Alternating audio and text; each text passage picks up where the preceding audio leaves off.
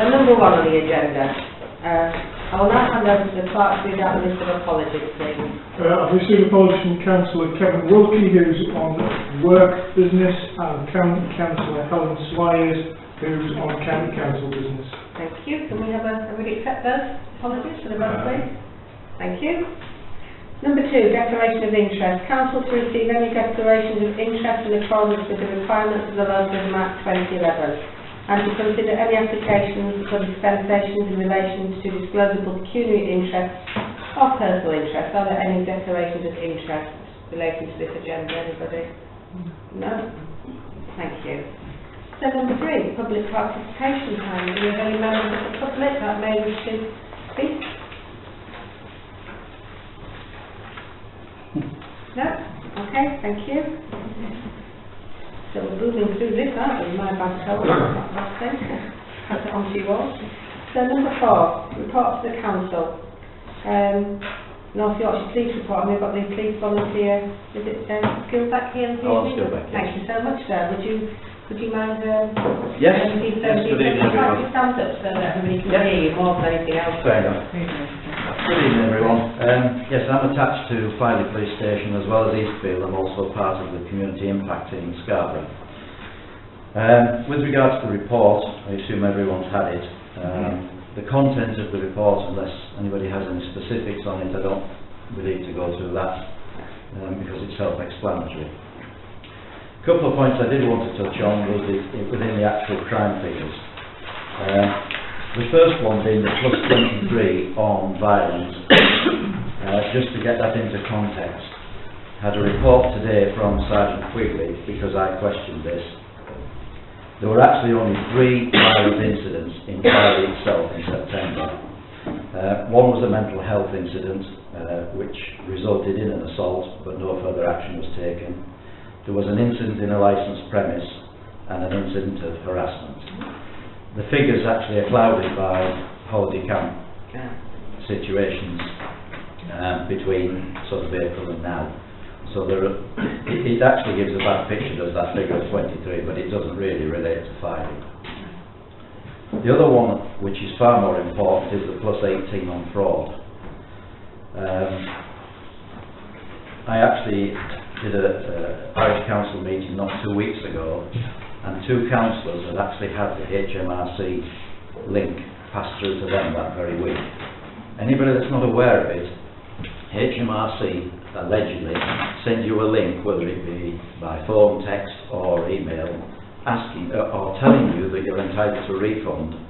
Please click on the link. They don't give you a refund, they actually empty your bank account. There's also one going on from EE, there's one going on now from Thomas Cook. Well, it's not Thomas Cook, regarding refunds, and there is another one I've heard of from Tesco Bank. So those figures are quite concerning. To that end, and not just this year, as John will vouch, the police are launching Operation Cracker on the run up to Christmas. Operation Cracker, with 8 or 9 other partners, is led by North Yorkshire Police. It will involve knocking on people's doors, vulnerable people. It has to be led by the police because there's a lot of cold calling areas on fire, and if someone turns up in plain clothes, we could get reports of cold calling. So everyone who knocks will be in police uniform. But with us will be the partners. It could be the fire brigade checking on fire security, it could be crime experts, but predominantly it will be cyber and fraud experts. We have one bank on board, and his role is exactly that. So he will be with us giving advice to people on fraud and how to avoid getting involved in it. There will also be roadshows. We're still putting the dates together for that. It will involve Hunmanby, Reeton, predominantly Filey, where we'll be talking to supermarkets, etc., to give us space for these roadshows. We're trying very, very hard to get the message across to vulnerable people, and talking to not just vulnerable people, young people who live near them, to look after those people who are together. So the fraud figures really are a big concern to us, but we're trying to do our best to do something about it. There will be a lot of media coverage for this. There will be posters going out. We would hope to be able to put them on the notice boards in Filey. I hear that Radio York may be involved in putting media coverage out. So it's going to be a really big push. Some of the dates are to be clarified as yet, and I have a meeting with some of the PCs in Filey on Friday to try and iron out some of the dates. And that's really all I've got on these figures. So it's a question of if anyone has anything back for me. Well, thank you very much. That's very comprehensive. Yes. Yeah. There is also another fraud threat through the Halifax Building Society. Are you aware of that one? No, well, I'm not personally. No. I have an Halifax Building Society account, and I went in last week to withdraw quite an amount. And at the end of that transaction, I was told by the teller that there is anybody such as myself who has been in and withdrawn quite an amount. There's a fraud that's come to light within the building society, and it's originated from Italy. That you will get a phone call asking about your experiences and then asking for your account details. But obviously, you know, only I suppose the naive would give them. But if you're not aware of it, then apparently that is happening. Okay, so make sure that's passed on in the morning. Anybody else have any questions? Councillor Haxby. You can also add the BBC television licensing department. That's another one, yeah, it is. Yeah. Yeah. And I didn't know, I had to go upstairs and check what it was, Joe.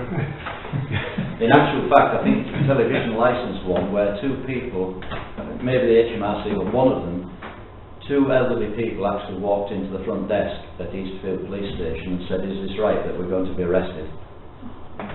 Total con. And I think one of our councillors has recently been frauded through his Microsoft software on his computer. Yeah, I've had that one personally. And I think he lost £900 on it. I got away with it. Councillor Gage. I just wanted to say thank you for clarifying about the assault figures. Last month I had a look at it and I was quite concerned with what was going on, so when you said it for these months in the holiday pack, that makes me feel a little bit better and I might see if there's more time in my head. Thank you for that. Thank you, Councillor Randall. Yeah, just to add on the local events, I mean obviously we're hoping to launch the Filey Community Forum with the police on the 31st of October, but it's not noted on here. So if you can take that back just to make sure somebody's coming. Who did you speak to, Gary? Community event. It's Filey Community Forum, Okay. and it's going to be launched that night. And Gary spoke, sorry? Andy Shaw. Yeah, Gary spoke to Andy Shaw. Well, I'm sure it will happen then. Yeah, if you can just sort of take that back just to make sure. Great, thank you. Okay, anybody else got any further questions?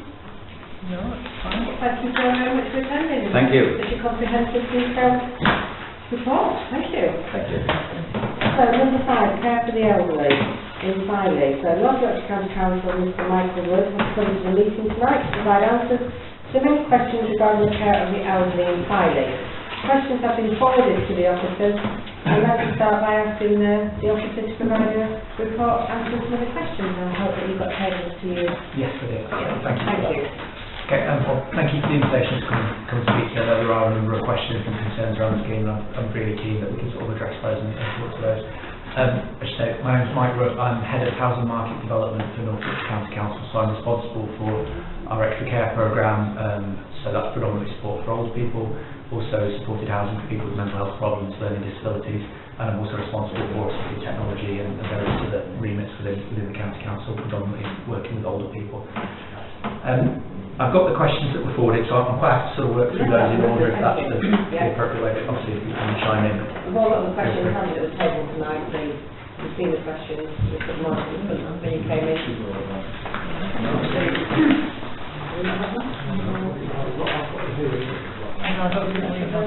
Well, but please do come in, we can circulate some more things like that. Okay, so you can just say what you were. yeah, so the first question was so we consulted originally on the development of the scheme back in October, November 2017. Michael, we have the Dorset, it's secrets and hockey. This conversation going on all day.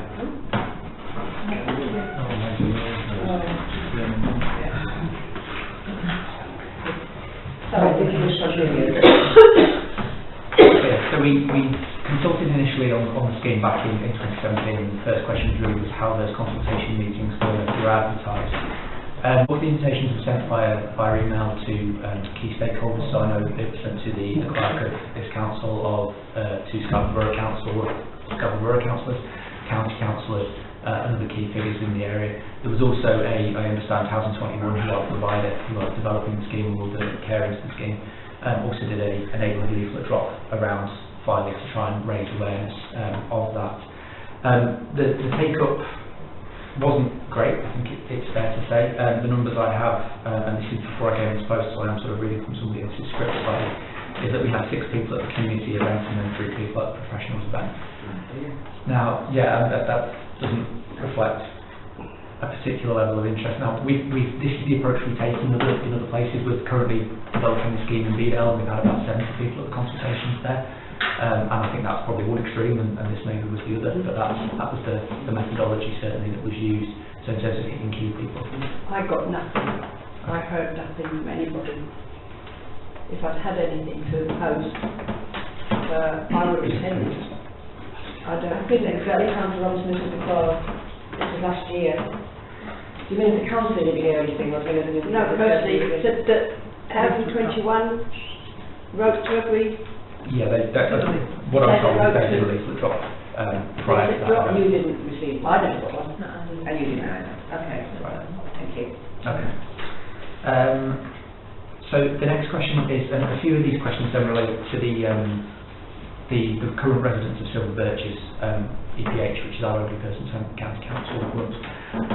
What I need to stress, I'll answer them as best I can, but what I want to stress is that we haven't made any decisions on the future of Silver Birches at this point, and I say that in all honesty and genuinely to you.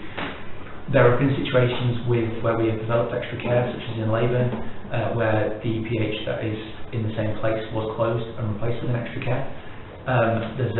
There are several examples, but certainly the most recent one was developed in Harrogate. The Cuttings Extra Care is within a stone's throw distance of the EPH, which we've retained because it's a key element for us. There's a big discussion for us internally about what we can do with Silver Birches. I know it's an important part of the community, I know it means a lot to people, there's a lot of personal connections and things there. So there has absolutely not been a decision made on the future of Silver Birches. It may be that we keep it, it may be that we choose not to, but so every answer I give will be, if we decided to close Silver Birches, this is what would happen, but I wouldn't want that to be construed as we have taken the decision to close Silver Birches. So the question was, if the current residents don't meet the criteria for transfer to the extra care facility, where will they be housed or cared for?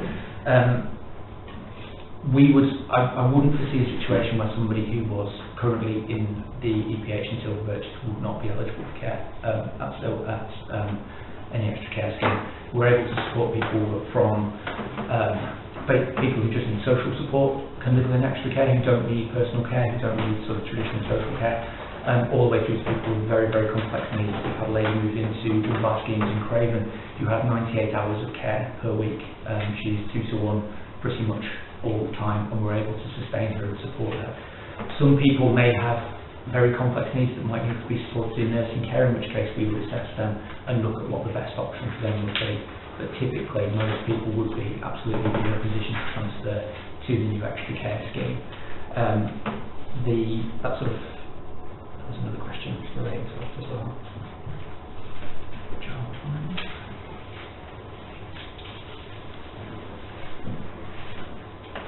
Absolutely. So there was another question about whether people would be being assessed. So the process would be, if we had determined that we were going to close Silver Birches, about a year in advance of that happening, we would be working with our care and support teams. They would be reassessing everybody. They were looking at their care needs, they were looking at their social needs. They would then determine what level of care, whether they were suitable, eligible to move into the extra care, and then we would work gradually through a transition process with them. There was a question around grants or things around essential items, where somebody is moved from an EPH, an elderly person's home, where that is fully furnished and everything is provided for them into an extra care. We will provide a full range of soft furnishings, white goods, whatever it might be that they would need to live successfully within that flat. They're not expected to suddenly find thousands of pounds of sofas, beds, fridges, we would do that as part of that transfer package. What I would say, I suppose, is we've done We currently have 23 extra cares dotted across the county. We'll have another 2 before the proposed one in Filey opens, so Filey will be off that 26.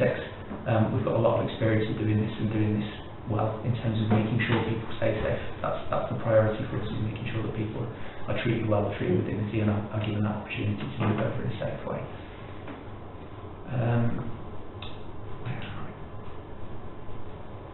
Okay, so the next one was what's the 11.1 million spending provided? Now, I suppose I was stressing the outset that this is not 11.1 million pounds of county council money. It's and I don't have any, so I absolutely should have. In some cases, we do offer a small amount of grant funding, usually in the region of sort of 4 or 5% into a scheme. I don't know that is the case. I don't know that isn't the case with this. I don't have that here, and I apologise. I should have. The 11.1 million will be predominantly from Council2019. It's an investment themselves to develop a building and then run that as an ongoing concern. Homes England, who are the national body who oversee homes development, they're putting an amount of grant funding per unit as well that goes into this scheme, that can potentially sort of be about 40% of the cost of the scheme in some cases. So that's where the bulk of that money goes. That money goes into building the scheme to a very high standard in terms of the space requirements, in terms of the interior design, the accessibility. The level of technology that's built in is pretty high because of the amount of assistive technology that we use for people. So it allows video calling between rooms, but then between GP surgeries and into the scheme, so people can have those sorts of contacts. It covers, and I know a few members were able to visit the scheme up at Helmsley in terms of communal areas, restaurants, communal spaces, things like hairdressers and things like that are on site as well. So these are, they're significant buildings that do cost a significant amount to build. This isn't beyond the sort of average of what we would expect a scheme of this size to cost.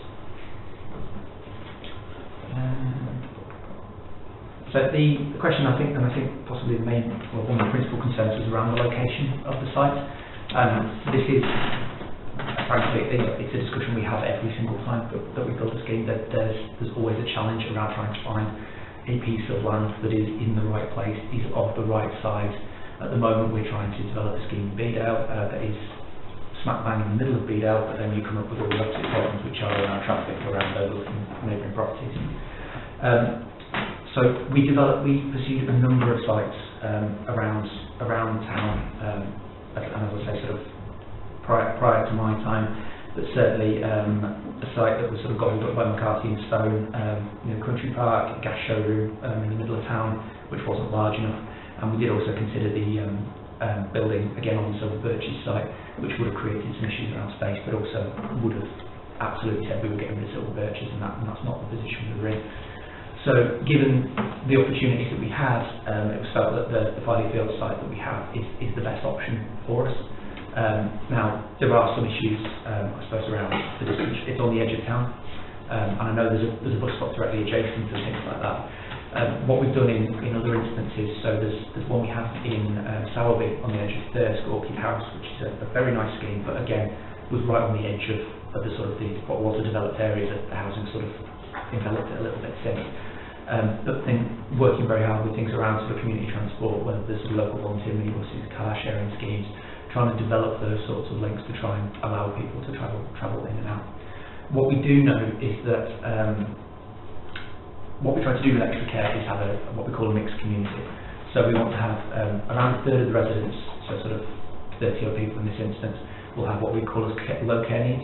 So they'll have 0 to 5 hours of care per week. So they're people who are largely out and about, on their feet. They just need that little bit of safety and security and extra care and comfort. We'll have people with medium needs in 5 to 10 hours. So they will be a little bit more frail potentially. We'll need that little bit more support. They will probably go out on the scheme, but more in an accompanied way, going out with friends, going out with family and things like that. And then we have the high needs cohort, which is people over 10 hours worth of care. Tend to be people who are more probably what you think of when you think of the resident of a care setting. You people who are, in our cases, sort of well into their 80s, quite frail, potentially with multiple conditions, things like dementia, and tend not to leave the scheme too often. So while it does generate some traffic and some movement in and out, that mixture sort of does mitigate that impact somewhat. So, but we're very aware of we don't want to scheme is isolated and on the edge of town and people kind of locked in there and stuck in there, because these things don't work when they're like that. So we're conscious of that. Council21 are absolutely conscious of that. I have a lot of experience with that as well. So it will be something that as we start to build and work through the implementation of this, that we'll be sort of actively considering as well. Thank you. I don't just want to sort of give a monologue, so if people want to chip in, I was then still waiting to finish your absolutely presentation, then free. people will want to Yeah. ask some questions, and I didn't take the opportunity to answer some that were already tabled. Yeah, no, that's absolutely fine. I mean, we'll be speaking across people. There was again, just an issue around parking as well, which I think sort of follows on to that.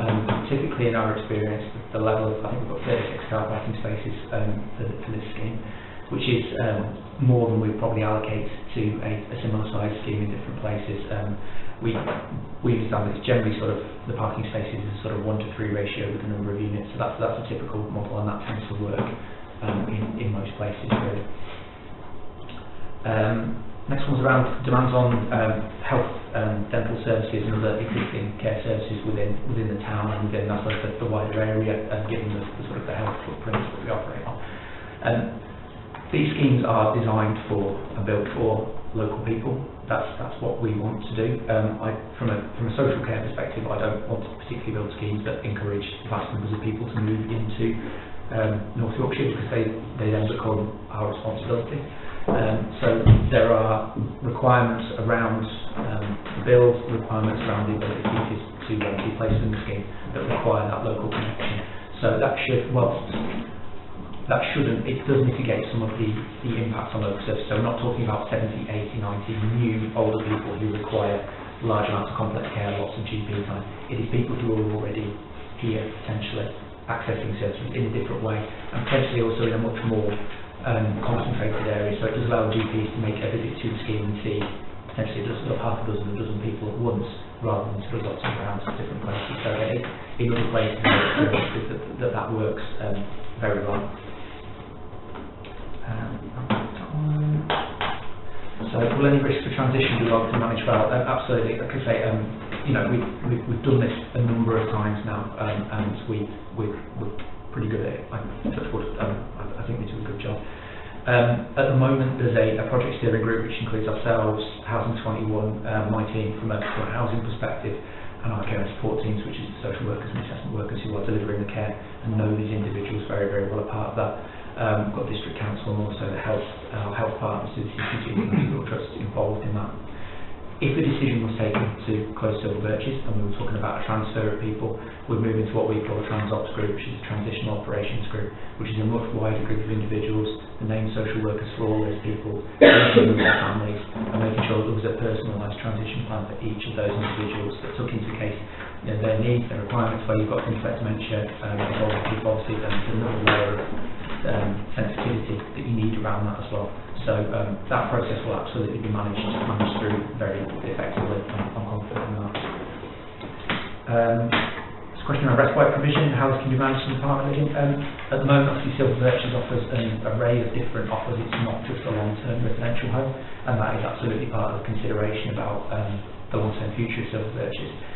If, again, we took the decision to close Silver Birches, we've got options with Council21 where we can discuss things like respite, we can discuss things like short stay, what we call step up, step down, so the ability to avoid a hospital admission by taking somebody into an extra care, into a setting where they can have care wrapped around them 24 hours a day for a short period to avoid a hospital admission, or equally where somebody's in hospital and not quite ready to go home, we can bring them to a unit in the extra care where they can have that support, they can come back to Filey from York or Scarborough or wherever they might be, and they can recuperate closer to home before going back. And again, that's a really successful model that works in other places for us. So we've got all those options pending what the decision is long term around Silver Birches. There was a question about if apartments are purchased, what happens to them when one person dies, and what the inheritance requirements are around that. If a person's bought an apartment outright, absolutely, it's their apartment. They are able to leave it to a member of the family or will it to whoever they would like to. There are age requirements around being able to live in the scheme, so it is over 55 to be able to live in the scheme. So if it's willed to someone who isn't able to take up that tenancy or doesn't want to take up that tenancy for obvious reasons, they can then sell that on either to another person or potentially back to Council21 as well. That will be done through having an evaluation by a chartered surveyor and green evaluation on that and selling that back. So there are options around that as well. But obviously this is a specific type of living, and that over 55 requirement is a sort of a key part of that. And the last question I think I have is around Silver Birch's staff. So again, obviously, with the caveat that absolutely nothing is decided.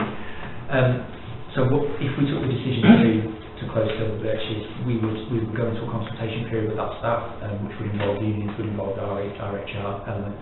There would be opportunities for those staff to redeploy within our own services. We have our own North Yorkshire County Council, one of the biggest wider arms of any county council in the country still.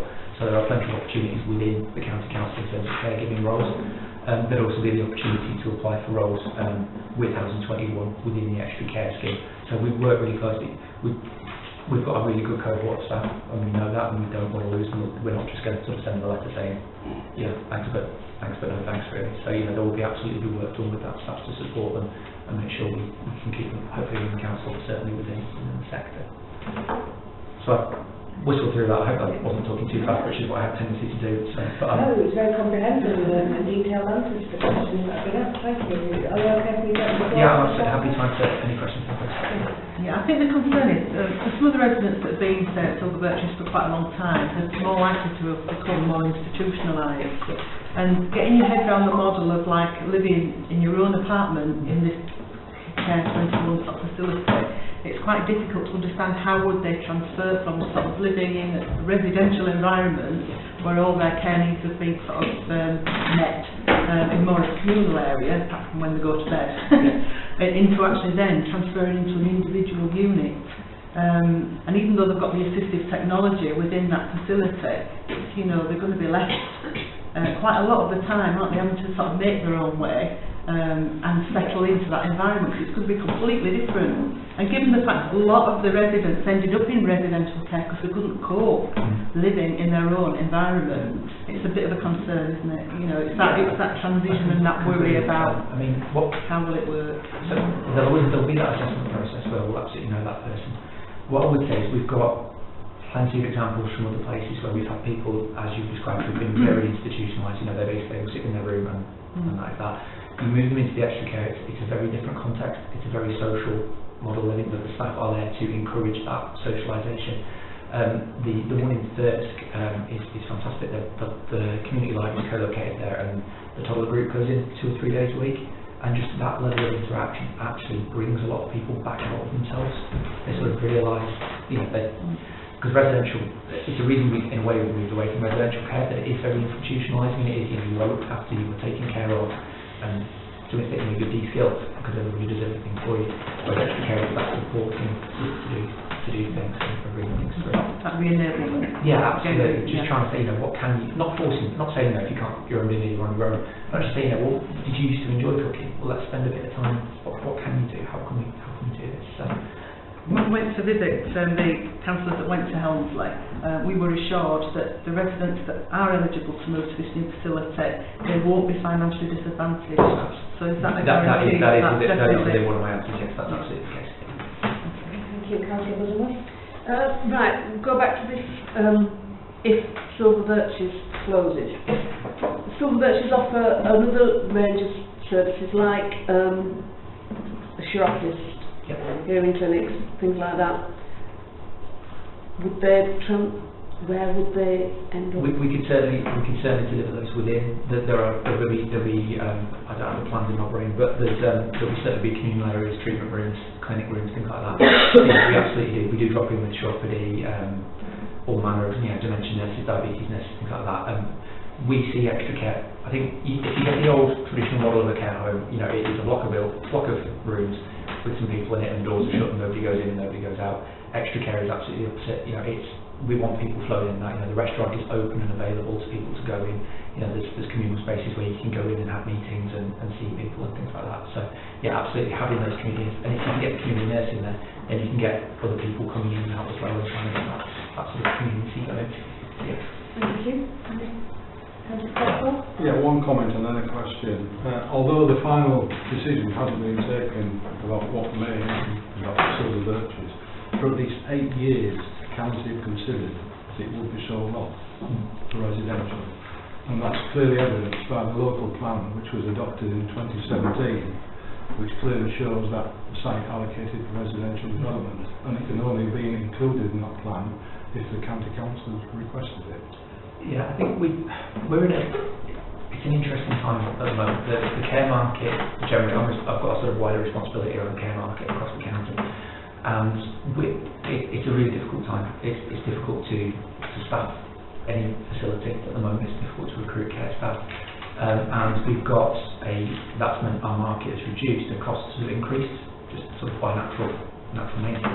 So we are having a re-evaluation, I suppose, of how we go forward in terms of being involved in the market, what our offer is. 10 years ago it was absolutely the case that we will commission everything out, we will deliver everything within the market, and that would be the best way to do it.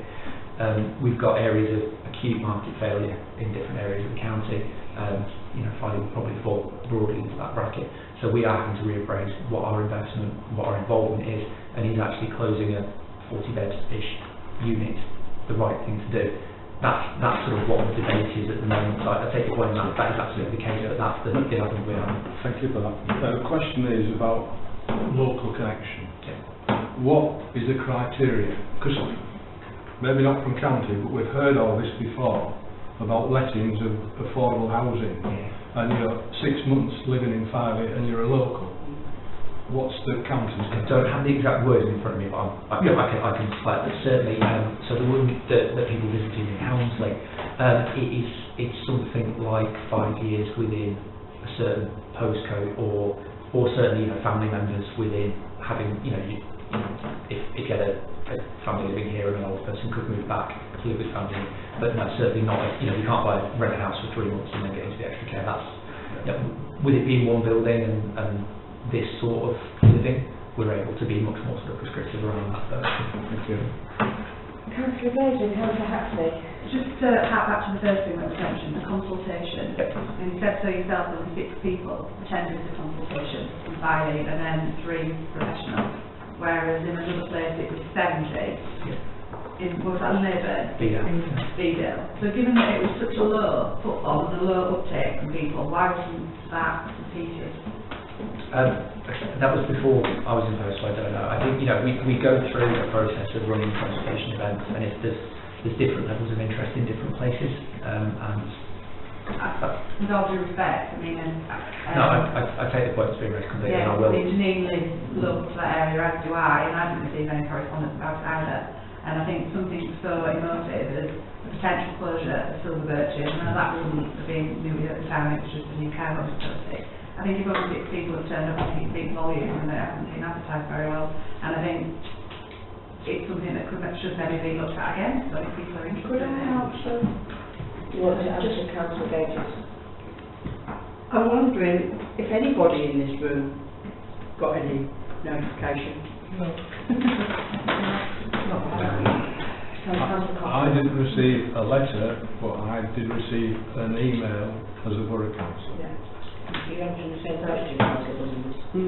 I didn't receive an invitation, but I received notice that it was open to professionals at one of my husband's chiropody visits to the Silver Birch. Because you utilising Silver Birches, that's how you got it. Yeah, it was only through word of mouth, nothing official.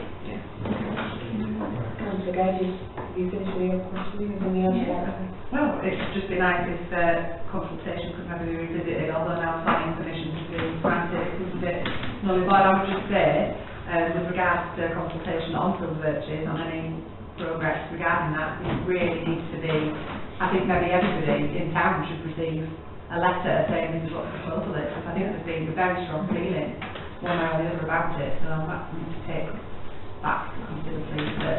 The town is very heavily invested in I appreciate that. I can only apologise if you didn't receive that myself. I've got the information I've got, but you absolutely should have been informed of that, so I'll take that back. Thank you. Councillor Haxley. Yeah, I tend to cringe at the word affordable. It's a very subjective word.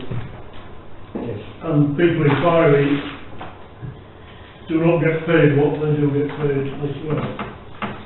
And what we're finding is that people come to Filey to retire, where the houses are particularly cheap compared with, say, the West Riding. And they live here 3 or 4 years, the partner dies, So I disagree with the fact that it won't bring extra people to the town. And what I do take exception to is the fact that it won't impose extra strain on our doctors and dentists. When you ring up now and you've got a 6-week wait to see a doctor, you know, any burden whatsoever on top of that is absolutely unacceptable. And I can only see that people are going to buy your units, or the units, because let's face it, they've got to make their 11 million back somewhere. And 11 million isn't a small sum of money. So are the houses or the units going to be priced at local prices, or, because we've had it with McCarthy and Stone, we've had it with everything, affordable houses are not affordable. No, They're unaffordable. this is not McCarthy and Stone. I can assure you they are the thing of my life. Probably not for many things, but you know, that is the absolute. You know, we work with Scarborough Council, and I take the point around, you know, affordable is a highly subjective and misleading term when it comes to housing in most cases. But we'll absolutely work with Scarborough Council to look at the rents. The rents I've been given in front of me are around £110 a week for a one-bed apartment, so that's fairly reasonable. Certainly people on lower incomes as well, actually housing benefits, these are people's homes, so housing benefit then becomes a factor as well for people who are on lower incomes. I see there's care components and service charge and things on top of that, but yeah, these are for, you know, my responsibility is for ensuring people in Filey can access the care and support that they need, and this is what we think is the best method for doing that. What this does do also is allow people to stay. We know we've got the data that shows that people who move into extra care stay healthy for a lot longer. They don't require the same level of intervention from GP surgeries. But again, I mean, I take the point that absolutely, you know, GP surgeries. I was in BD a couple of weeks ago doing a very similar meeting to this. And you know, it's the same story, you know, and where I live, it is the same sort of GP surgeries, and there's a huge amount of pressure everywhere. So there are, I suppose, wider forces at play in that respect. I mean, what I'm thinking of is Filey still has a lot of fishermen's women who are on basic pension, no savings, you know, £110 a week, even with grants and whatever else they can get. Is quite a sum of money. And you know, these are the people that I particularly worry about. You know, and it's going to be a burden, £110 a week. Plus the maintenance cost, plus the care cost. I suppose the difference would be a residential care home will cost you at least £550 a week. So that's the difference, and that's a basic cost which we struggle to meet in a lot of cases. It's one of the questions I've been asked of Councillor Swire. If you take the generic old lady on a basic pension, what does she pay in silver birches and what would she pay at the new spot? And you haven't answered that one. Yeah, so it would depend on the need, it would depend on the financial assessment. Just a generic. Yeah, it would depend, because we would do a financial assessment for everybody to understand what they were able to pay. Because, you know, social care is chargeable, but within a financial assessment, where people aren't deemed being able to pay, then the county council covers that cost. So people on very low incomes would be supported in that way. You want to maximise the benefit to offset yeah, we the cost. do benefit maximisation. We work with housing benefit and things like that as well. So this isn't, you know, it's not about being priced out of care. If somebody's assessed with needing something, assessed as not being able to afford something that they need in order to stay healthy and independent, then that's sort of where we step in from the perspective. Thank you. Just the last thing I was going to ask was, if there was somebody that wasn't able to go to this new facility, I mean, obviously they'll have had an assessment from health and social care, and say their needs were so extensive and specialised, they could literally end up anywhere in North Yorkshire boundary, couldn't they? In principle, yes, but in practice, no. We would know far enough, because this will be a planned closure over a 12-month period, we would know that we have an individual with particularly high care needs, so we would be working with the local nursing homes to say, as soon as you've got a vacancy, this person needs to be top of the list and moved in. I don't want to send somebody to, you know, the Dales or something like that from here. So you try and keep people as local as possible. Absolutely, and that would be part of that long-term process to find that. Thank you. Councillor Robinson, then Councillor Cockrell. I understand what you're saying there, but supposing that the decision is made that everybody in Silver Birches is able to go to this new care facility, and you close Silver Birches, And then you get somebody within the town, as John said, an old fisherman's widow, who's very basic income, who suddenly has a very bad stroke, completely unable to look after herself. There then is no silver birches. I would say, I think anyone we can support silver birches, we can support in an extra care. I really believe that.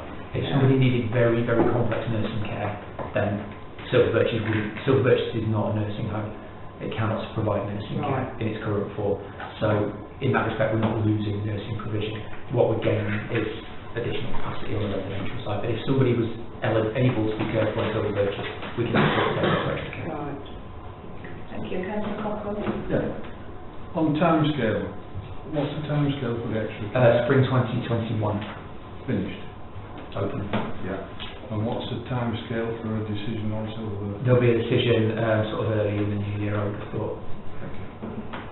Anybody else have any questions you'd like to ask? Yes, Councillor Yeah, Perkins. from a financial point of view, with any residents that go from silver birches who pay a set fee at this moment in time, they get 3 meals a day, they get the laundry done, everything, entertainment, all for that set fee.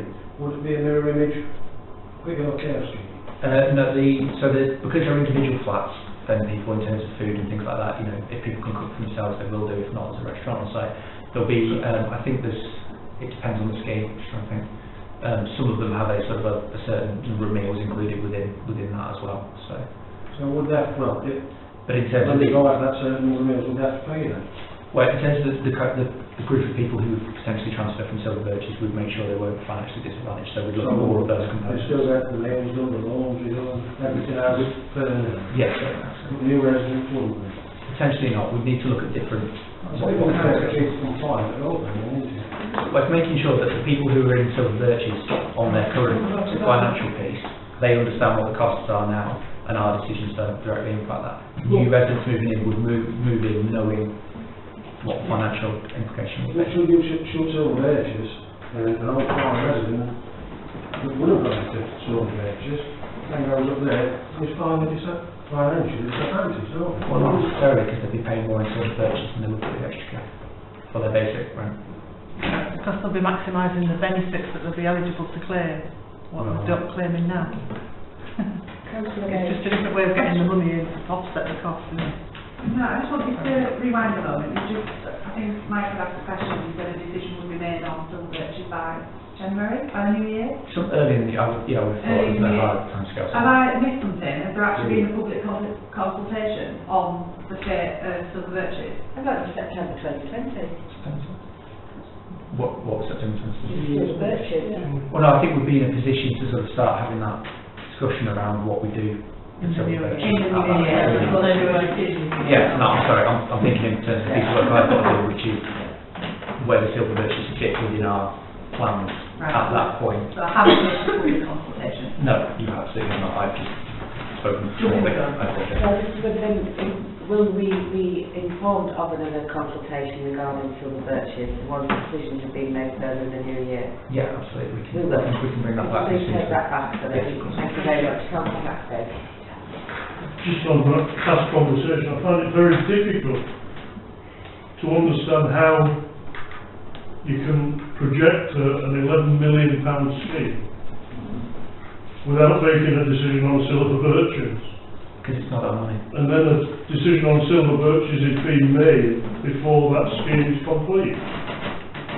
The £11 million is Council2019's money. They're going to build a scheme, and they're going to fill it, and they will stock it, and over 35 years they will pay back the money that You they know, I mean, if I was building somewhere, I wouldn't decide on the fate of something else that I had an interest in before I built.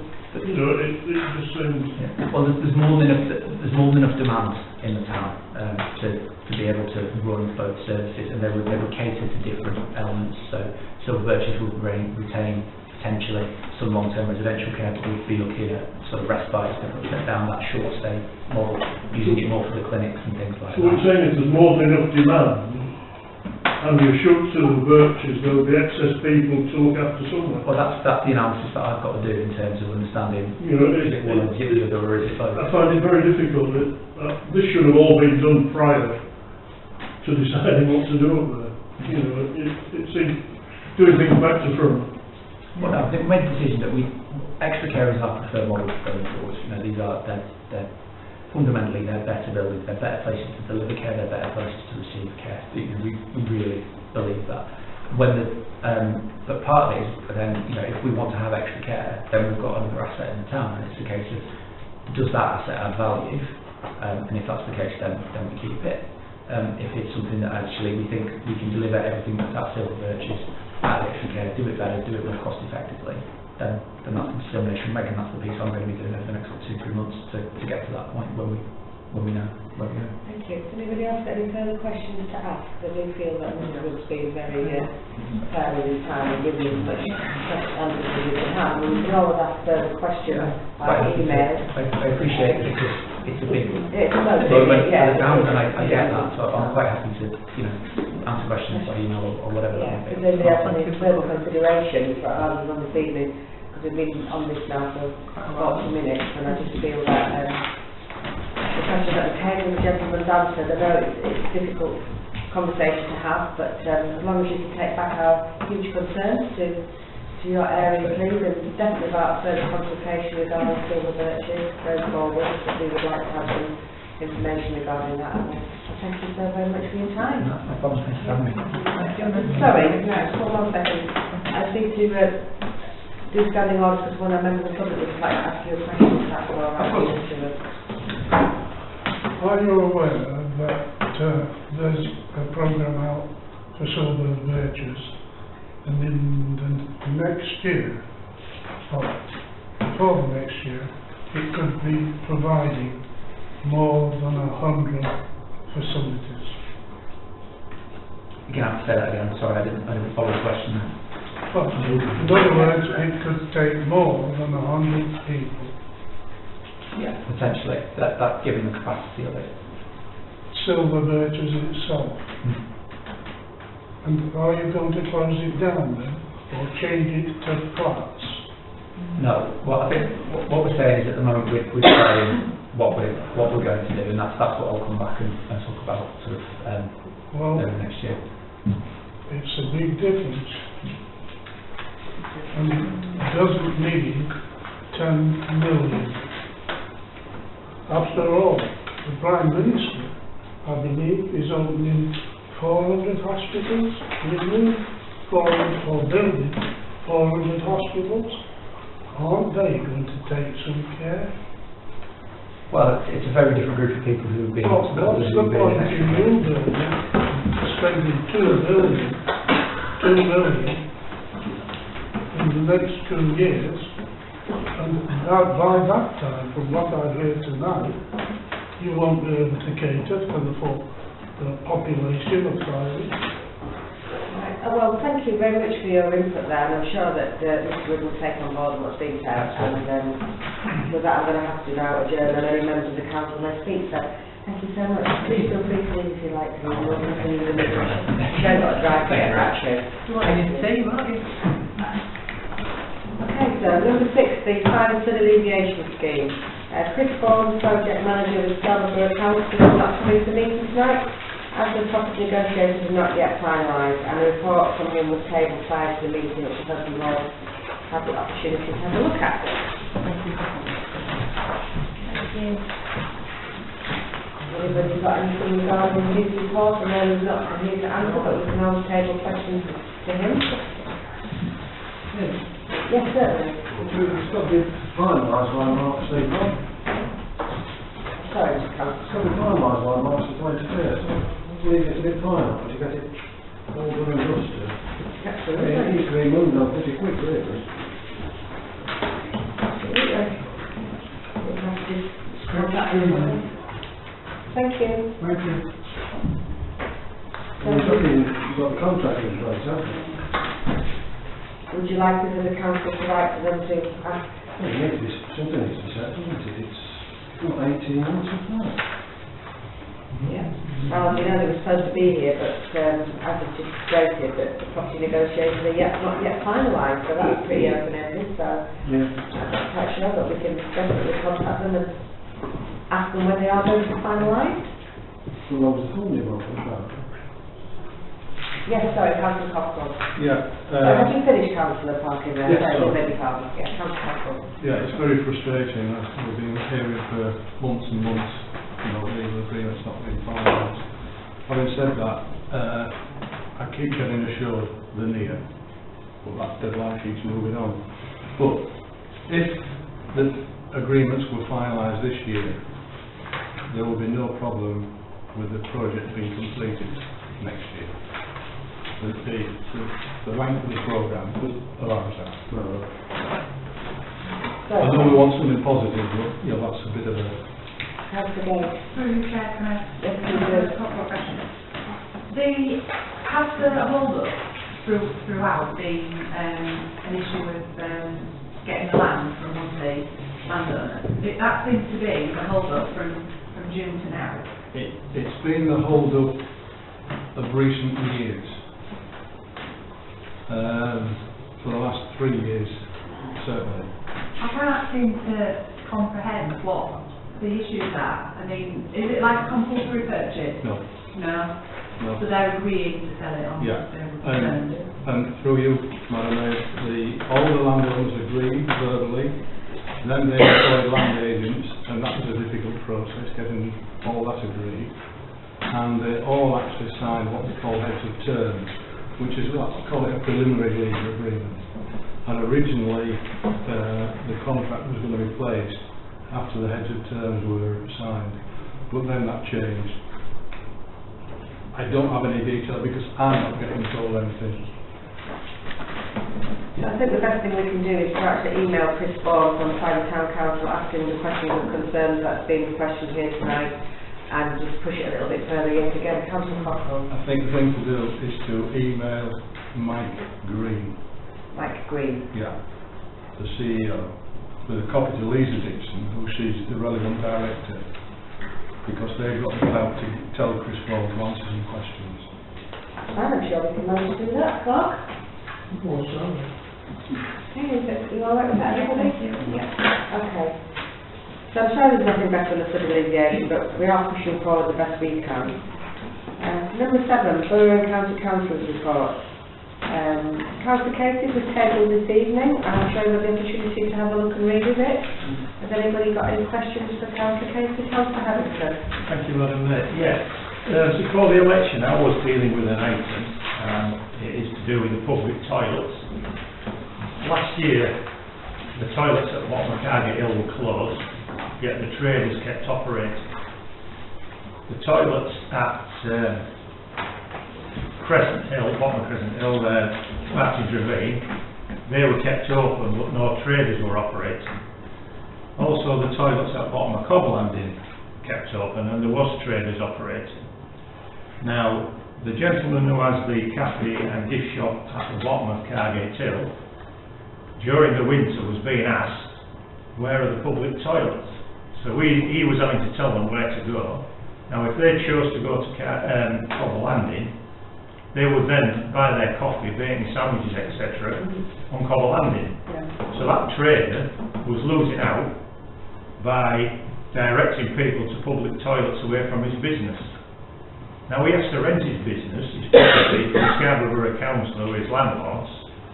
Therefore, Scarborough Borough Council, I would have thought, should be supporting him by taking the rent in keeping the toilets open at the bottom of Cargate Hill.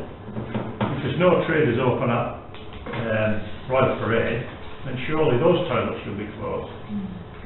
Have you looked at that, please? I completely agree with you, and I will mention that. Thank you. Tomorrow. I'm just hopeful that with the toilets coming back into conversations on both Borough Council's reports, that they are going to stand very firm for Filey on the council regarding the toilets and get the best that they can for Filey, and stand tall for us as well. Anybody else got any questions? Councillor Hackstead. Just on the toilet, John, if you wouldn't mind taking as well, but next spring, as soon as they start charging for car parking, the toilet should be open. And they're not, they're weeks behind. Specifically talking about Glen Garden and Country Park. Yeah. They're quite happy to take motorist money and provide absolutely no facilities for them whatsoever. If you've driven from Leeds, the first thing you want is to get out and Absolutely. I'm sure myself and Councillor Coughlin make representations on that. I just have, if I may, Chairman, I just have one more addition to my report, because I've seen it before I left home. I got a reply from Councillor Anderson on the education initiative around goals, and I'll read out the reply to you. In terms of the Seagulls initiative and looking to go into private primary schools, this can be arranged, but I think it is appropriate to wait until the outcome of deliberations the executive management take on the future direction of our Seagulls project. At the moment, the officer is open to outline future options for the EMT to consider at their next meeting, which is on the 16th of October. So depending on their views, recommendations will then go to the overview and scrutiny board members on the 4th of December. Okay, thank you. Councillor, do you have a question for Councillor Casey? Yes, please, that's in response to that, though, I think that I totally disagree, because whatever policy they make on Seagulls is going to affect the children and how they interact with them. That makes no sense. Why can they go into Whitby and Scarborough? No, that was my point exactly. So I think I've been kicked a little bit into the long grass there, and I will be pursuing that back with Councillor Anderson.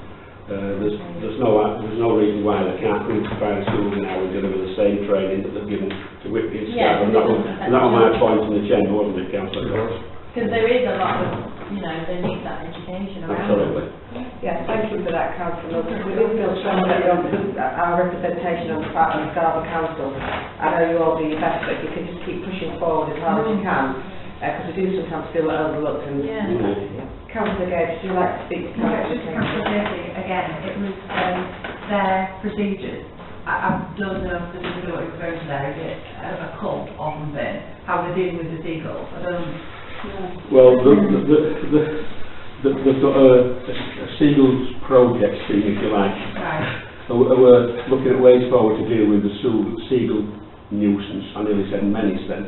But seagull nuisance now to how to address it. Councils in here are aware it has been addressed at some point, some part in Scarborough and Whitby. They seem to think that Farley doesn't have any seagulls, and they certainly don't steal food. They don't believe that now because we've told them, all of us. I do wonder if the procedure is going to be that they get rid of all the seagulls. You know, that that's the only way that we wouldn't need children to be taught. I get what you're saying. No, I don't think we'll have any seagulls. Yeah. They need the education, and it's Yeah, education. Even if they get rid of husband. Thank you. Councillor Haxley, do you have a question for Councillor? Yeah, that's for John again on seagulls.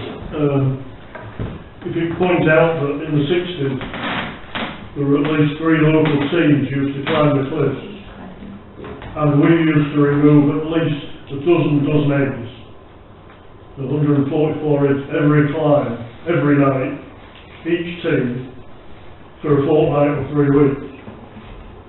Now a seagull lays 3 eggs. If the nest had 3 eggs, then you used to leave it, because obviously one of them was what we would call solid. It had gone and started developing. If it had 1 or 2 eggs in, you used to take them. And the gull used to lay another one. So we weren't actually destroying the population, we were keeping the numbers down. And even though we had our own tip sites, where Parish Wood is, which attracted a lot of birds, they still didn't come into town. They nested on the cliffs because we were controlling the population. And that would be verified by any locals. And I'm sure if the Borough Council tried, they could get a licence to remove it. And there are plenty of volunteers who will go for them. Because you meet those eggs like you eat a duck egg. No problem. Well, about your great experience on that, I have heard of us that happened in Farley, and I will take that suggestion forward. If we want a film, I'm sure we'll have a film of my mother going down. And I see that Councillor Gage is saying the red that I'm shaking my head. we can't get a licence, but I think Scarborough about the could if they wanted to, if they had the will. Councillor Gage, would you like to have a word? No, I was going to say it's being conscious of the Wildlife Protection Act. In 1981, removing any eggs from nesting birds, I don't think anybody will be able to move that one. Until you ask, you don't know, do you? Well, I shall ask Councillor. Councillor Cockle? Yeah, regarding the goals, when there was first a policy brought in, and then we brought in the Harris Hall to do with Scarborough and Whitby, I asked why Filey wasn't included. Oh, is there a problem with Filey? I was asked. And I did tell them about the legging, and at that time I was told it could not be done. Any other questions for Councillor Casey? Councillor it's quite driving over to East, would you have a meeting to allow them to ask a question? It would be nice if we could inform people in Filey not to feed the Oh, I think that's I mean, covered. close to me there's 4 or 5 people just throwing stuff onto the garage and they're there all the time, dozens of them. We have signs in numerous areas around Valley not to feed the seagulls, and it isn't just the holiday makers, there's some locals that do it. It's a very difficult one. Councillor Coughlin and Councillor Mills.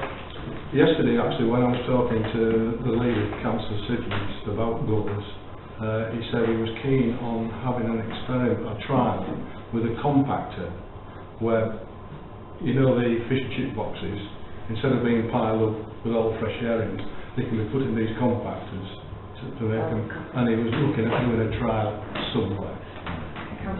I was just going to say the feeding them thing would come in under educating the children so they know how to feed them. So just another point. Just one more Gate. Maybe we could put in our newsletter next time it goes out, please can you not feed the gulls? Because it's direct for tourists, isn't it, in public spaces, please don't feed the seagulls.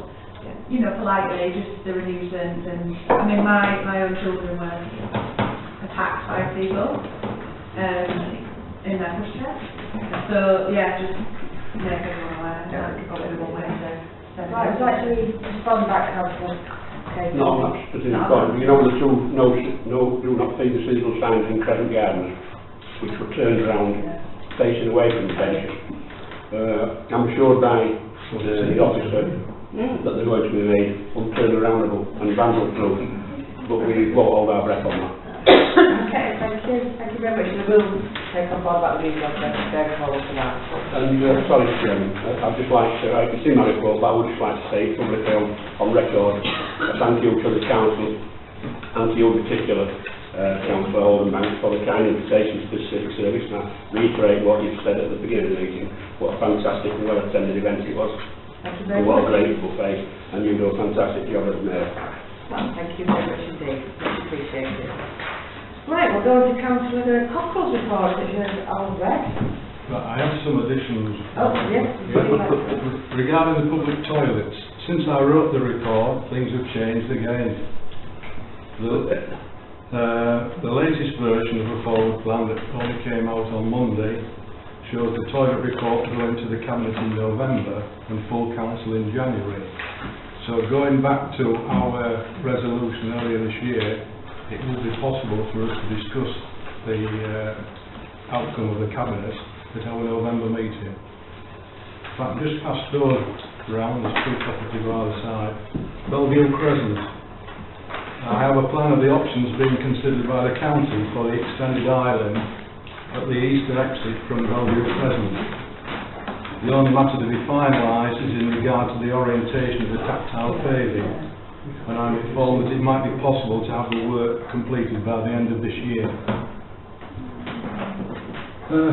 Barclays Bank. As we all know, it was disappointing last year to see the closure of Barclays Bank in Murray Street. And Barclays mitigated the effect by arranging for customers to be able to conduct their business at the post office. However, Barclays have just announced that that service is being reduced. Customers will no longer be able to withdraw cash from their Barclays account at the post office. I have discussed the situation with our MP, but we both consider that Barclays will be as negative as they were last year. Sport leisure funding. I've received a response from the leader of the Borough Council to my request that he confirms the broadening of the scope of the £328,000 from specifically the EBOR project to any suitable capital project within the boundaries of Filey. And this is most pleasing as it allows the working group to put plans into operation now. It needs to be remembered that the present deadline for commitment of these funds is July 2020. I have already requested that this deadline be extended if it can be shown that adequate progress has been achieved. Relating specifically to the skateboard project, he states, and I quote, "Be assured that I will do all I can to ensure the preferred project goes ahead, but obviously it will depend on a viable business case and other competing priorities." Thank you very much. Quite positive. Anybody got any questions for Councillor Cockle on the added or on the already written that you've got on the first one? No? We're all good on that one. Thank you very much for that, Councillor Cockle. Unfortunately, Councillor Cross isn't here, and we don't have a report, do we? No. No, I've got a council report. I believe we'll have one from Helen Squire. If you've got any questions regarding that, could you please let the clerk know, and you will pass on to Helen Squire. Yes, Councillor Haxley. I'll just bring up the matter which I brought up, which doesn't appear on there, the road works at the bottom of Target Hill, the pavement. Oh, yeah. That are now going on like it's a year now, and nothing at all has been done yet. Clark, have you got a response? Yeah, from the Friday walk around, that was in fact put forward, and it was intimated that those roadworks or pavement works, whatever they may be, will be completed before the end of the month. Councillor Cockrell and Councillor Gage. The work has started. I've seen it today. Councillor Gage.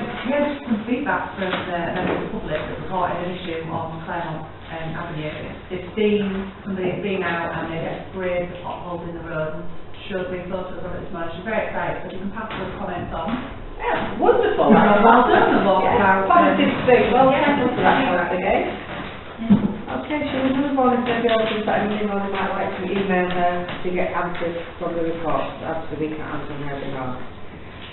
So, number 8, Town Clerk and RFO report. So, David, I'd hand over to you, please. You already a chance to read the report. Any questions, please?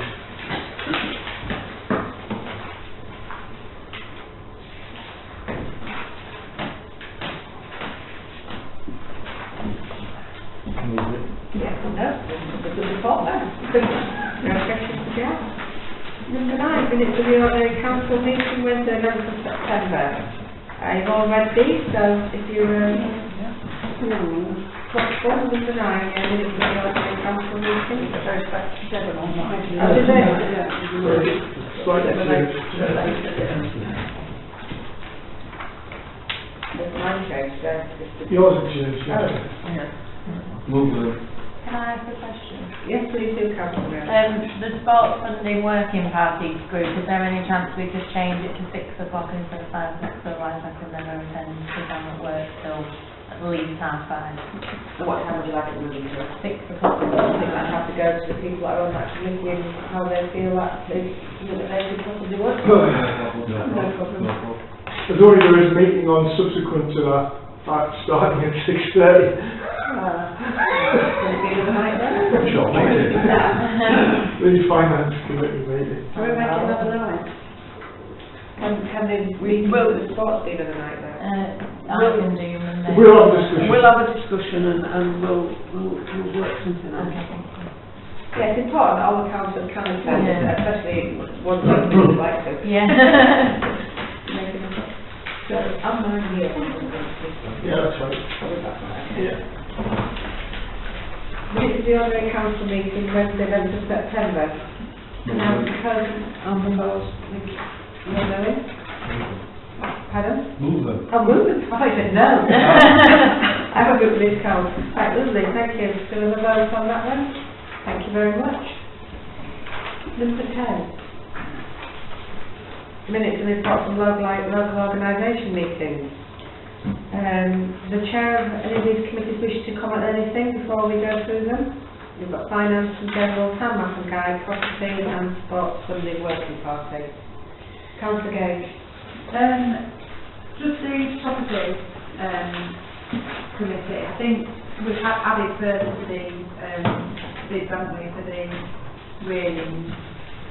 Added further? I think what we'll do is ask for more information from the one that the property committee has chosen as their candidate. I have received some of that information today. I just wanted to clarify that. Yeah. And I've also asked for other quote as well, so we have a direct comparison. And I think it also needs to be aware that the one that was the property committees, it was being handmade, it wasn't. That's what I was Yes, which is a difference in price. Which has been confirmed. Yes, so it wasn't as we would led to believe. it's not off the shelf. Yeah. Any other chairs of any of the committees would like to say anything before we go through? No? So, the council to consider notion. Just yes, one thing to comment. Strategic planning meeting, the new website has been ordered. Oh, good. And we're just waiting to come back to the first step forward. What we have asked for them is that during the progress of the setting up of that, we will be able to see it in stages so that the whole council can approve that as it's being progressed. Absolutely. Those of us that were on strategic got quite excited. Absolutely. But yeah, it looks like it's going to be wonderful, but it is nice to be able to monitor it as it goes through so everybody's happy with that. And it's reporting on a built item. Yes. Thank They you. did say about 6 weeks that's finished, isn't it? Yeah. Okay, so can we go through these then? So council to consider noting these minutes on block. Could I have a proposer and a seconder, please? Thank you. Proposer and a seconder, Councillor Robinson. So could we have a vote? Thank you very much. And then the Spider Cobble Landing Music Group. Does anybody like to say anything on that? It's all there. Have you got a question, Councillor? No, can I just say it's lovely to have one? Thank you very much, because we've not had one for yonks. I was thought on the Cobble Landing Music Group. Councillor Gay. Can I ask a question? Yes. Have you had any joy with getting a trial of the new lifeboat from Cobble Landing? Weren't they on track with it up in Redcar. Redcar. Yeah. That's what we want on Friday. No, nothing. Nothing at all. And in actual fact, I have written to the new chief executive expressing concern about lack of progress and various other things, but I'm yet to have a response. Might not have to. Councillor Haddington, have you like to say something? Can I just ask what trial is being asked for? The trial that took place was of the Atlantic 85. If you remember, one came down from States and they did a trial on Cobble Landing and found it wouldn't fit in. Since then, they've done a detailed topographical survey of Cobble Landing, and the idea was that they would replicate Cobble Landing on the beach at Redcar, or on a car park at Redcar, and do a trial and show how it could be manoeuvred. I was invited, but I didn't go, and I've heard nothing since. Right. It's just that when we did the trial at Fire for 2 days, they did all sorts of permutations to try and get the boat in and out of the boathouse, etc. So I just don't see why they need to do any more, because they know it doesn't work. Yeah. It doesn't work. I think the idea was that they were going to have the lifeboat house extended, maybe by 2 metres, and then show that it would really there. I think that was the idea. Okay, I understand what goes on, but if it won't go in because of the turning circle, or it's too long to go in the boathouse. It's too long. If it's too long to go in the boathouse, then it's got to have an extension on the boathouse. Yeah, but it's how it's done. And through you, Madam Mayor, the problem is that the RLI are not talking to anybody. Right. I've been on for years saying talk to the planners at the Borough Council, because whatever they come up with might not be acceptable. That's right. But they won't talk. Thank you very much. Everybody else got any further questions regarding the Cobble Landing User Group? If not, we'll go on to number 11, schedule of payments, finance items. Does members wish to make a comment, ask questions about the schedule? If not, then could we have Move it. Thank you. And could we have a vote, please? Thank you very much. Number 12, production of polling cards for the upcoming election. The Council to consider the production and delivery of polling cards and card awards. The cost of these cards will be as follows below. You've got that information? So, basically what we've done here is we've rung up Kerry, both the clerk and myself, and we've got the information that we have here. This has been asked to be put on here by several different people, and a couple of councillors felt that there was a need that it should be an option whether we as a council actually give this service or not. The only one thing I will add to this is that the prices are as they are, but our wonderful staff here have offered to actually hand deliver them themselves. So there would have been £60 from Scarborough to pick them up and to be delivered there. So opposed to the Adair post, which is £1,740 pay plus the extra money, we would pay them the money to do it, which was £1,500. So I'll lay the floor out. I think Councillor Hamilton was first, then Councillor Dudley. Thank you. I would propose that we do not go ahead with this. It will be a complete waste of money to this town council. You only have to look at the last election when the Filey Town Council election was alongside the Borough Council election and the very poor turnout there was then. I feel that even sending out polling cards, the turnout for the election will be poor and a complete waste of money to this council. Thank you very much. Councillor Butterworth, then Councillor Howgate. It's just a question, if we decide to go with polling cards, as there is a newsletter imminently about to be delivered, could the polling cards not be delivered with the newsletter? Seemingly not, no, because the polling cards have to have the correct address on them, and the person who deliver the whatever the time prior is deemed to not be thank you. I'm trying difficulty in my full brain here to use good English. Councillor Howgate. I don't see how this council can say we should do polling cards. It's a very vital in this town to actually pay the money to the council and pay the prefects in the council to be informed. That way their democratic right to know that election's going on. A lot of people don't read the newsletter. A lot of people just throw it in the bin.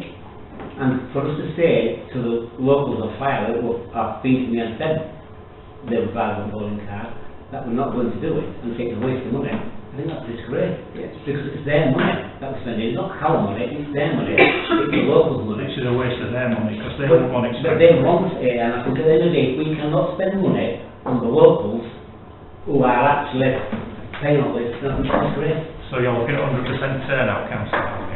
No, it won't be 100% turnout, but at the end of the day, that is everybody's right whether they turn out or not. Well, it's our right to council to inform them. Have you finished, Councillor? Yes. And then Councillor. People are informed of an election. Scarborough Council have to organise the election and they advertise. They put out the polling forms and everything, so it's not as though it's secret. The Scarborough Council advertise the election. It's up to us whether we want to just spend some money on polling cards. Okay, thank you. Councillor Mills, there's not 100% turnout for the general elections, and obviously they would consider not delivering polling cards. But also I think it's not so much having the polling cards, it's educating people on voting and different things and how we could promote it more as a council, the importance of voting. And when I was 18, someone might have just turned 18 and be really looking forward to getting their polling card. I know I really enjoyed it. It's your first time you get to vote. So I think we should. Councillor Haxby. I recall in the last 2 or 3 elections we've never issued polling cards. And I don't think it's a bit more iota, because if they're going to throw the newsletter in the bin, they're going to be more likely to throw a polling card in the bin, which is from Scarborough Borough Council again, and anything from them goes in the bin, irrespective of what it is. It's there in the newsletter, it'll be in the evening news, and Scarborough Borough Council's duty bound to advertise it in several different papers.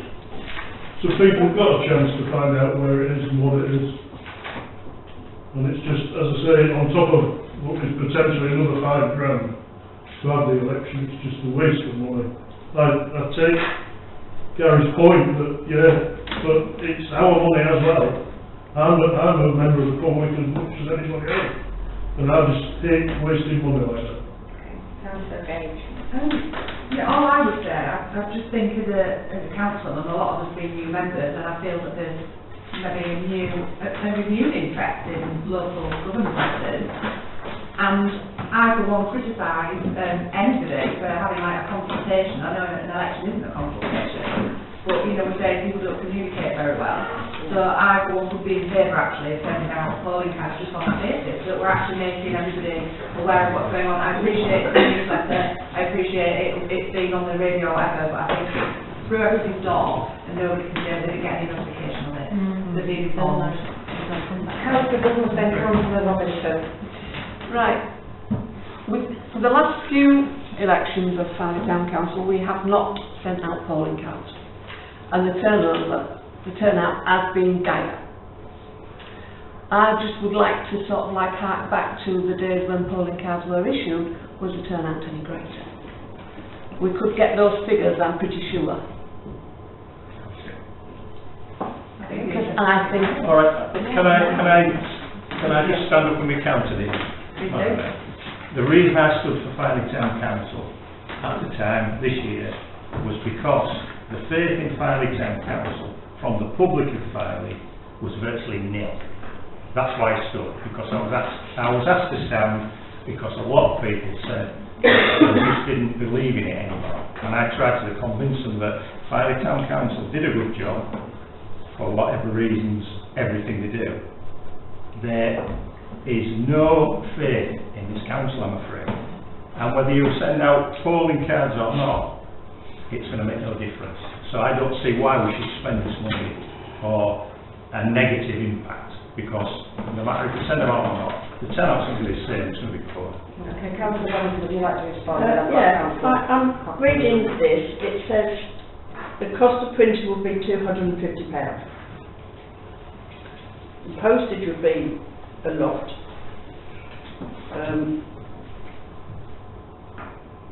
Hand delivering would be £60, but we could hand deliver them. We've offered to hand deliver them, so the cost is going to be £310.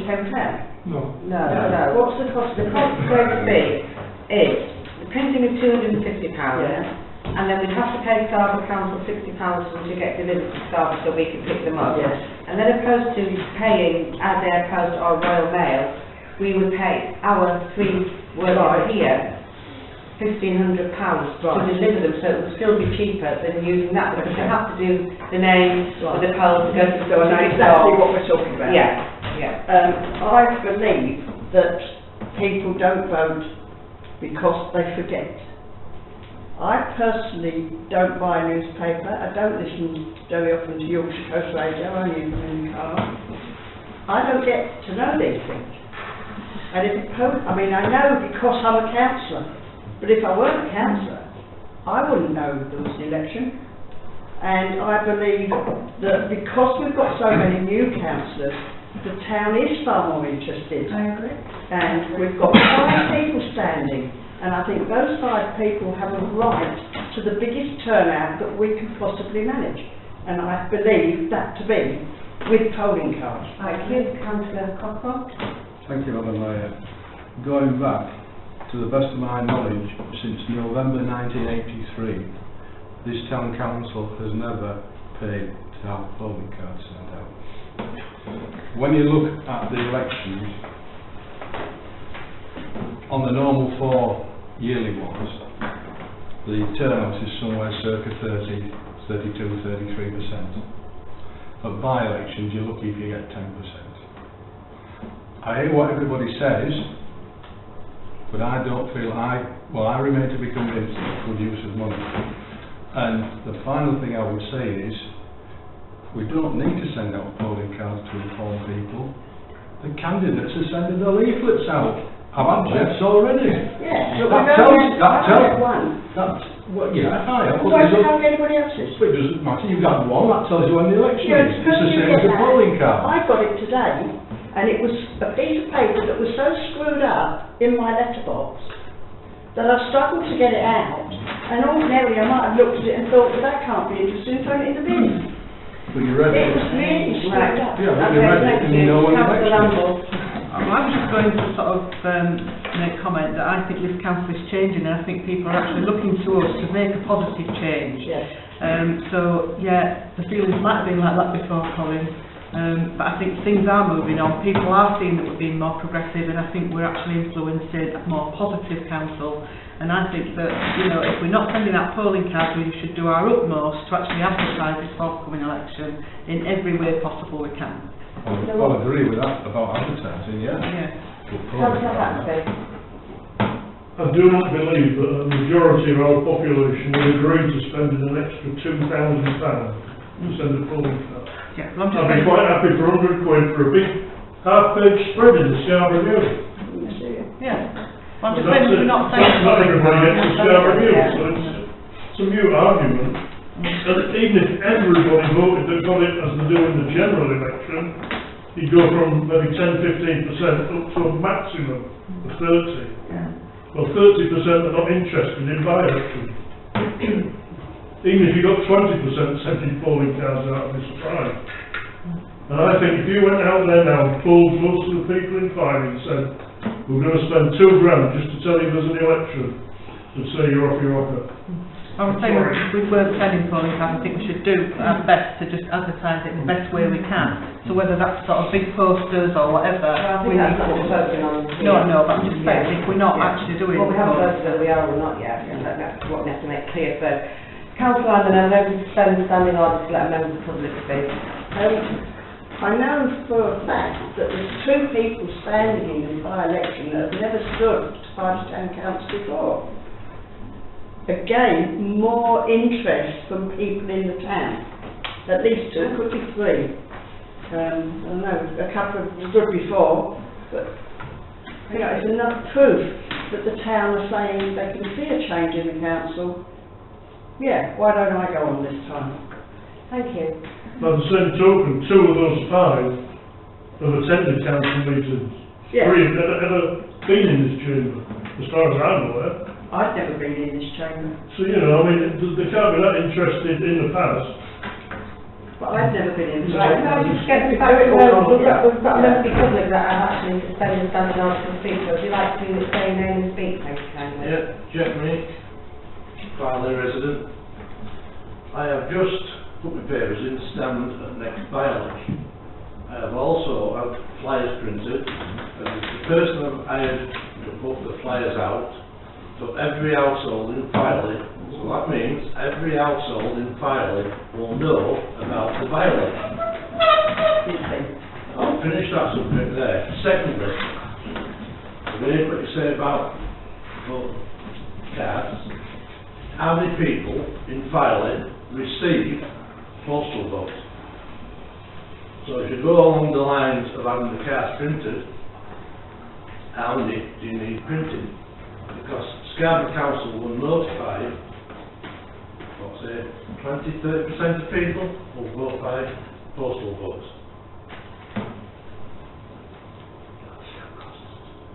Okay, that's it, sorry. Yeah. Thank you very much, and I'll adjourn it. Again, that members can enable the council to speak. I've just been informed by the clerk that it still costs us for postal votes anyway. So it's still a cost. Yes, that's a cost. Yeah. Right, so the last time I was suspended standing orders for member of public, we need to make a vote on this. Would you like to say something? Yes, just a thought, it would cost nothing. Each councillor has their own areas. Why don't they take the cards out to their own areas? Thank you very much then. And it costs nothing. So what we need to do with this piece of information tonight, we do need to make a decision, either yes or no to polling cards. So do we have a proposal either way for anything? Can I just Sorry, can I just bring councillor? Yeah, can I just clarify something? Including that, can you, for clarity's sake, include the total cost? The total cost, thank you, councillor.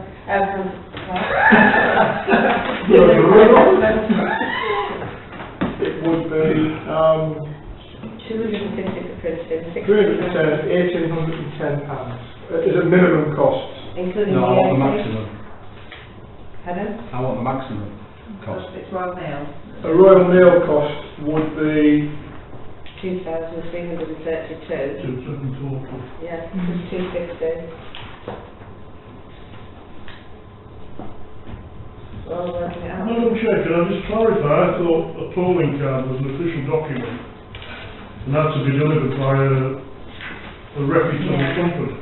seemingly not, when speaking to the... I can't believe that you could have a disreputable candidate who suddenly grabbed all the poll cards for his area and didn't they?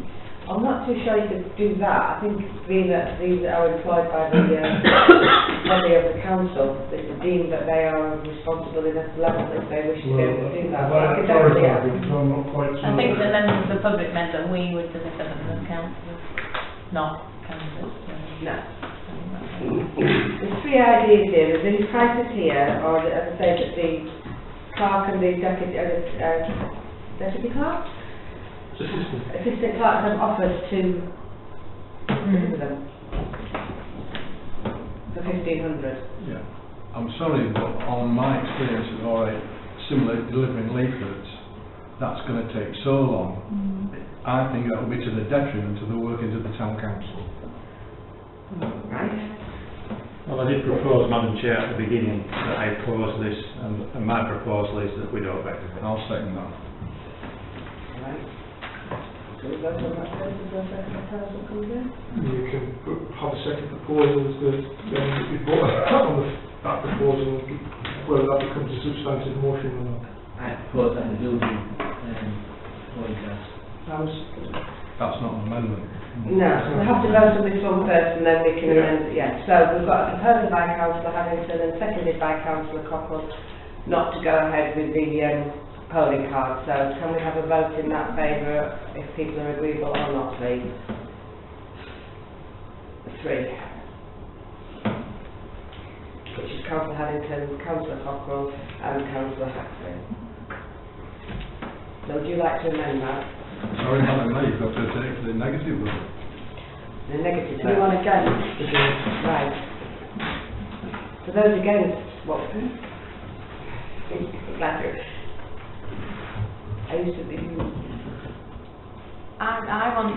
would kind of like to know what we were going to do if we don't send polling cards out. I want more clarification on that before I do anything. No, I want to know what we're going to do extra on top of polling cards, like Councillor Ryan said before. That's not very clever, is it? It's either we don't send them or we do send them. That's all we're voting on at the moment. What we're voting on here, as Councillor Gage has just quite correctly said, we're not voting on what we could do instead of, we're voting on whether we do or whether we don't do the polling card. That affects my decision. But only polling cards. So that is what we're voting on now, whether you want to go ahead to the council and send out polling cards or you do not want to go ahead. I'm going to put my numbers on done as well, and I will, if anybody wants me to clarify my feelings on it, I shall. Right, that's 4. That'll vote there. Do we need to do another vote for that then? You're voting for? No. I'm voting we do send them out. So can we have a re-vote on Councillor Haddington's No, you original? should not change that. She's voting in the original, but we should do Okay, right then. Let's just vote those, right, so we've got the vote remaining at 3. Yeah. So can we vote now those that are against, please? Raise your hand if you're against it. So that's 1, 2, 3, 4, 5, 6, 7, 8. Yeah, 8. That was close. 8. It's for polling cards. And 3 against polling cards. So it's passed, hasn't it? Yes.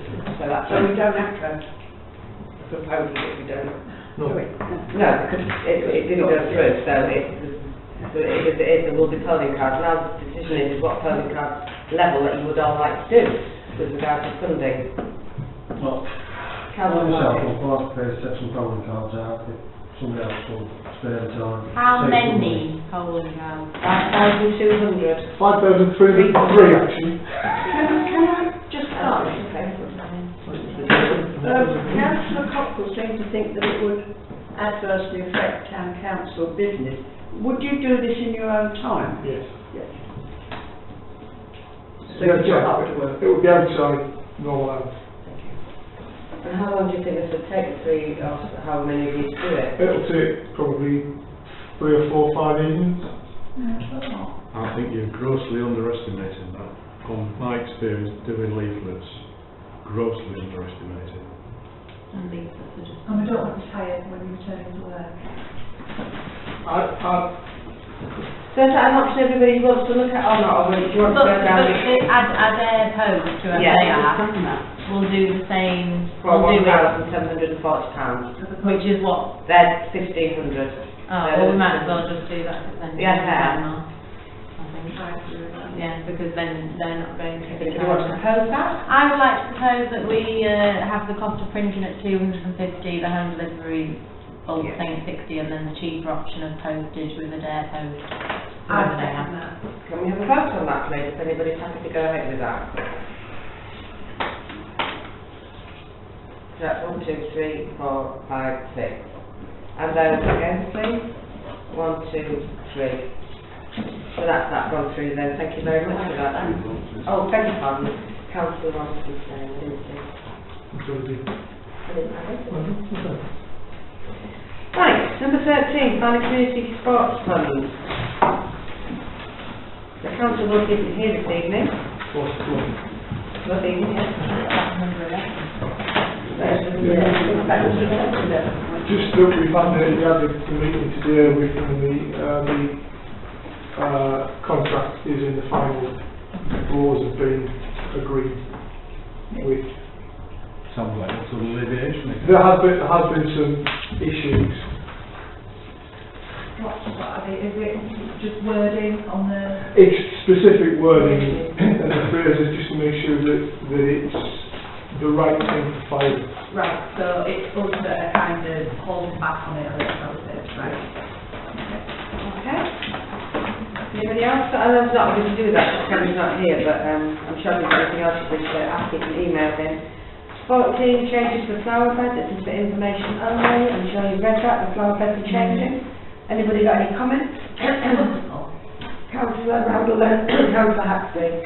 I was just going to add, from a Filey and Bloom meeting, we had a donation from the Rotary Club of some bulbs, quite a number of bulbs, which are going to be planted just in front of Churchcliffe Farm, just before you go into the country park. They're going to actually be planted there. Okay. About 8,000 of it, or 16,000 bulbs? 6,000 crockery. That was on top of what's envisaged here. Thank you. Councillor Haxley. Well, I'm not horticulturist, so I don't really know what will happen, but if you look at the wildlife area in Bengala, for 2 months of the year it looks absolutely beautiful. And then for 10 or 11 months, it's just a waste area, there's no flowers, it's just a rough grass. Is this going to be the same as coming to Filey?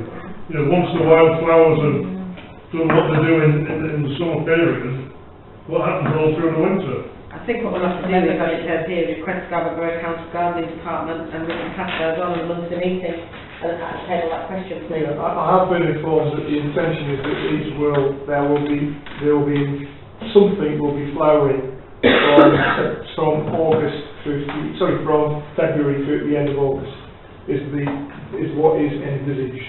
September to February it's just going to be a wilderness. Whatever we got. Once we get to that, we're going to have to. Can you make sure that you leave out to Scarborough Council at the monthly meeting? Thank you. We'll get some clarification for the next meeting that we have. I'll just stand moving order so that Councillor Hayes can just come in with a remark. Well, I'd like Councillor Randall Farley as well. And we had a meeting on Tuesday with the garden team about this very subject. And Farley and Bloom aren't happy with the wildflowers. They look superb, like Councillor Ashley said, for a month or two, and then they just look atrocious. And the bee bed in Crescent Gardens is the ideal example. We're now looking at changing away from wildflowers, having something more consistent.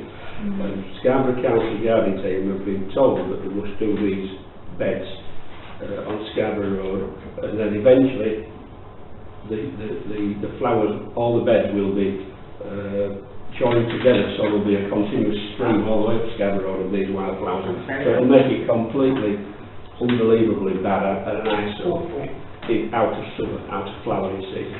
And I think also, excuse me, I know I talk a lot, but this is ideal for, I don't know if Councillor Randall is involved in this meeting with Scarborough Council, but maybe you could, because you've got the Sally Bloom people then. There's no point duplicating work. No. Okay, yeah, thank you very much. I will end the adjournment now. Councillor Gage. Yeah, just in line with the wildflowers, I think the incentive behind it is to encourage more pollinated, isn't it? Be bee friendly. And I think maybe whoever it is at Scarborough Council is just being hung up on it only being wildflowers that are perhaps bee friendly, whereas lavender blooms for a lot longer, it looks nice most of the year. So could it just not be bee friendly plants as opposed to specific wildflowers, which is Councillor Hatchie right to say only bloom for about 8 weeks. So should we not look at different varieties that bloom at different periods throughout the year, like, you know, the alliums and nectar things as the year goes on? That would be a much better. That'd be very good there, complication. I think the main reason for the change is because of the maintenance issues we're looking after the roadbeds, because there isn't enough gardeners at Scarborough Council to actually maintain them like they have done in the past. So they're looking at sort of other ways of actually still putting flora there, but making it as easy maintenance as possible. Councillor Hackstein?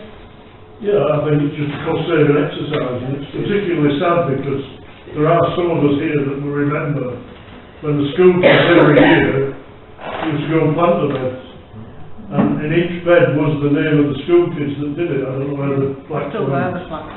but it was way up the whole of the road.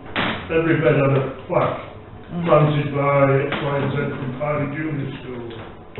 You know, the school's really got involved in it, and now that we've got this cost-cutting exercise where it's just going to be well, we know how they are with grass cutting anyway on verges, and cutting back on that, it's just going to look like a rough field as you go into town. Well, I'm It's sure not the entrance we want. take all these concerns with strong wording of what we would like. Councillor Gay. Yeah, I'm just going to clarify the clerk and Scarborough Council. And anyone can come to the meeting that they're going to have at 1 o'clock on the first Tuesday of every month. Any councillor will be happy to attend if you can wish to put forward your views or get direct answers from them. Perfect. Councillor Robinson first, then Councillor I Radloff. fully agree that it's a cost-cutting idea, because to maintain those beds is expensive. To buy a packet of wildflower seeds and throw them on the ground, which is all they need to do, is cost next to nothing, but they will look awful for at least 4 or 5 months of the year. Well, I hope that some people can attend this meeting, as the clerk said, and then maybe push forward these ideas from the council rather than just verbalise it to the clerk. That's what I'm just talking Councillor about gardens. I'm just going to mention that the wishing well work has started, Oh, and good. the tiles have been taken off the top of the wishing well, and the wishing well was going to be refurbished. Excellent. But we had to make it safe because it was beginning to Yes, no, wonderful, that looks like that, wouldn't it? Okay, so we'll move on from that one now then, and we'll get the clerk to put all these strong questions to the Scarborough Council Department. Now, any of those that can make the meeting to push home your desires would be a lot more appreciated. Thank you. This is number 15, Ravine Skate, which unfortunately Kevin's not here, so I've asked Councillor Busman, who attended, if she could just give us a small update regarding that meeting, please. Yeah, we've once again re-engaged with the EBOR Academy to get their pupils involved again. We've got involvement from the youth club and the junior school as well. We're also attracting new committee members to take up roles that are at present unfilled. We've got somebody in mind to be the secretary. So Jeff Make is kindly the treasurer, Kevin's the chairman. So it is moving forward. So we're getting on with things. Wonderful, thank you very much. Anybody got any questions? Yes, Was Councillor it Gay. a good turnout at the meeting, the Evans Centre? No, but there was more people there and it was more productive. Well, that's good. I just thought the time, because it's 5 p.m, isn't it? I just thought a lot of people will be finishing work at 5 o'clock. Maybe do with 17, not back to 6 o'clock, just a suggestion. Well, Is it rooms? it's rooms and it's convenient for quite a few people. It's before, well, youth club coordinator before she moves on to her next bit. Yeah. And it's a suitable time really to get kids involved. Really, it's not too late. Councillor Robinson.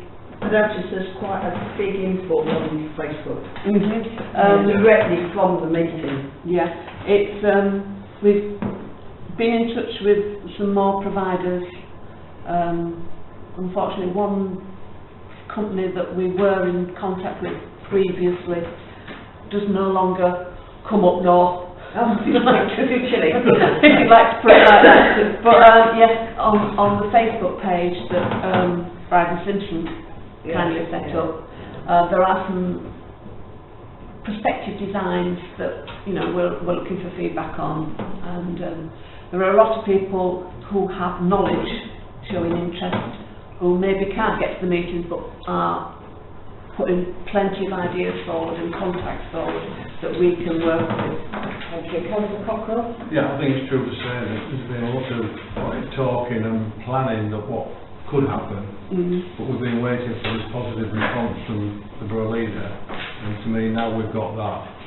Watch this space. Yeah, it will move quite a pace, I think. Good. I think both the skateboard and the BMX. Foot track, yeah. Have the issues with the land next to the mother, has that all been sorted now? You've got exact dimensions and everything? We're in communication We're with in the borough. communication for her on that, and we're going to get some more precise dimensions ready of what we are wanting. Right, okay, and then we'll build the design to fit the area. Yeah, it's all positive. Thank you. Thank you, Councillor Bosworth, for jumping in there. So, number 16, Remembrance Service. Again, this is in for information only. We've all had left put in the pigeonholes downstairs. This is voluntary. You don't have to attend if there's any particular wishes that you're not feeling comfortable. If you'd like to attend, it's at St Oswald at 9:30. There is service there, and then the walk down to the Memorial Garden where there will be a wreath placed. So, if you feel you'd like to attend, that'd be lovely. If you've got any other issues, you can speak to the clerk. I'm sure you can try and sort it out. But it's a voluntary situation. You don't have to attend if it's something that you don't feel you wish to do. So, all there is for me to say now is date and time of next council meeting. If you want to speak, sorry, Councillor. Just remiss of it, it's the finance minutes. Oh, right. It's minute F22/19/20, which is the annual return review, Right. where we got our comments back from the external auditor. Yes. I was extremely pleased with all aspects of the return. Well, there was one item which was internet banking, which was totally beyond anybody's control because the banks don't do what the auditor would maybe like. Yeah. However, the FARC has put into place safeguards such that everybody's happy for the moment, and until the banks can provide the service we need,